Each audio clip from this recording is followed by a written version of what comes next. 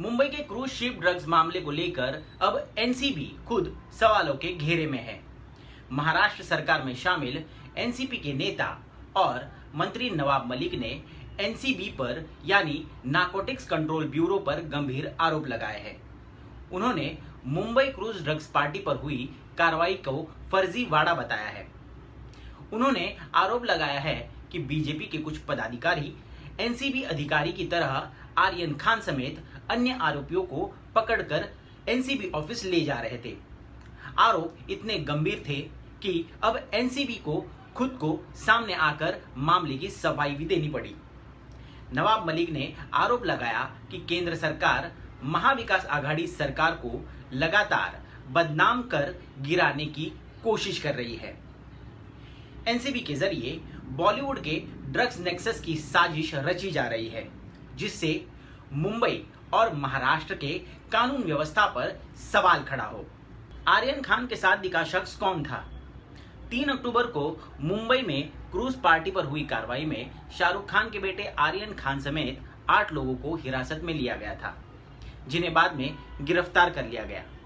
लेकिन इस कार्रवाई के दौरान एक शख्स आर्यन खान का हाथ पकड़कर उसे एनसीबी के दफ्तर में ले जाते हुए दिखा।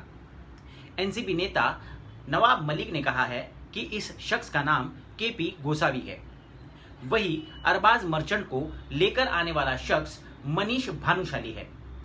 दोनों के वीडियो सभी चैनलों पर देखे जा सकते हैं। नवाब मलिक ने दावा किया कि हमारी जानकारी है कि ये दोनों शख्स बीजेपी के पदाधिकारी हैं।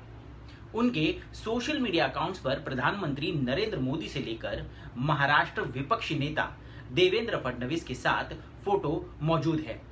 गोसावी का आर्यन खान के साथ फोटो वायरल होने के बाद एनसीबी ने बताया था कि ये व्यक्ति एनसीबी से जुड़ा नहीं है। ऐसे में सवाल खड़ा होता है कि ये दोनों शख्स कार्रवाई के दौरान हाई प्रोफाइल आरोपियों को पकड़कर कैसे ले जा रहे थे?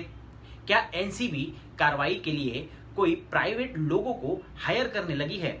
क्या एनसीबी इन 2 व्यक्तियों के बारे में खुलासा करेगी? अरबाज के साथ दिखा शख्स कौन था?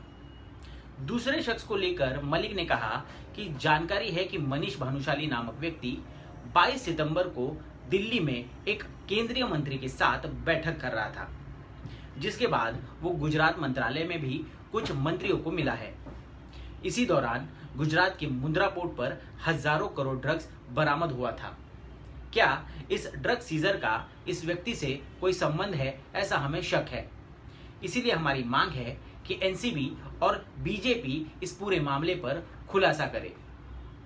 मनीष भानुशाली की जो फोटो एनसीबी की तरफ से जारी की गई है, उनमें वो बीजेपी के तमाम बड़े नेताओं के साथ नजर भी आ रहा है, जिसमें प्रधानमंत्री मोदी, गृह मंत्री अमित शाह और पूर्व सीएम देवेंद्र फडणवीस शामिल है। इस पूरे विवाद के बाद अब मनीष भानुशाली का भी बयान सामने आया है। उन्होंने कहा है कि एनसीबी नेता नवाब मलिक ने मुझ पर गलत आरोप लगाए हैं। बीजेपी ने इसमें कुछ नहीं किया। मुझे 1 अक्टूबर को ड्रग्स पार्टी होने की जानकारी मिली थी। मैं एनसीबी अधिकारियों के साथ शिप पर मौजूद भी था। अब नारकोटिक्स कंट्रोल ब्यूरो के बीजेपी के साथ साठगांठ के आरोपों पर एजेंसी के अधिकारियों को सफाई देने के लिए प्रेस कॉन्फ्रेंस करनी पड़ी, जिसमें एनसीबी ने आर्यन खान और अरबाज मर्चेंट का हाथ पकड़कर जो दोनों शख्स उन्हें ले जा रहे थे, उन्हें स्वतंत्र गवाह बता दिया। एनसीबी ने कहा कि कुछ इंडिपेंडेंट विटनेस जांच का हिस्सा थे, जिनमें से गोसावी भी एक था। एनसीबी ने लगाए गए सभी आरोप झूठे और मनगढ़ंत है। सब कुछ कानून के तहत किया गया। कानून इस बात की इजाजत देता है कि पंचनामे में गवाह को शामिल किया जाए। एनसीबी की कार्रवाई लगातार निष्पक्ष तौर पर जारी रहेगी। एनसीबी के दावे पर कई सवाल भी उठ रहे हैं। हालांकि एनसीबी ने भले ही केपी गोसावी को गवाह बताकर इस मामले पर सफाई दी हो, लेकिन सवाल ये उठता है कि क्या कोई गवाह किसी एनसीबी के अधिकारी की तरह आरोपियों का हाथ पकड़कर उन्हें कहीं ले जा सकता है? इसका जवाब एजेंसी की तरफ से नहीं दिया गया। जो तस्वीरें और वीडियो सामने आए हैं, उनमें ये शख्स शाहरुख खान के बेटे का हाथ पकड़कर एनसीबी दफ्तर में ले जाता हुआ नजर आ रहा है। सवाल ये भी है कि क्या वाकई में ये संयोग हो सकता है कि जिन लोगों की बीजेपी नेताओं के साथ तस्वीरें हैं, उन्हीं दोनों को एनसीबी ने बतौर गवाह इस केस में साथ रखा। इन दोनों लोगों की एक दूसरे के साथ तस्वीर भी सामने आई है, जिसमें यह साबित होता है कि दोनों एक दूसरे को भी जानते हैं।